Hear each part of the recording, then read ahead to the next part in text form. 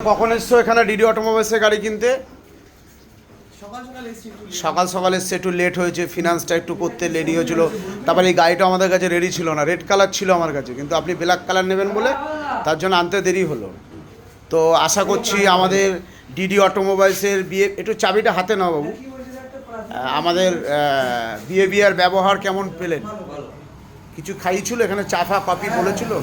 হ্যাঁ, আপনারা কোথা থেকে এসছেন গাড়ি কিনতে? বেলঘরিয়া থেকে এসছেন।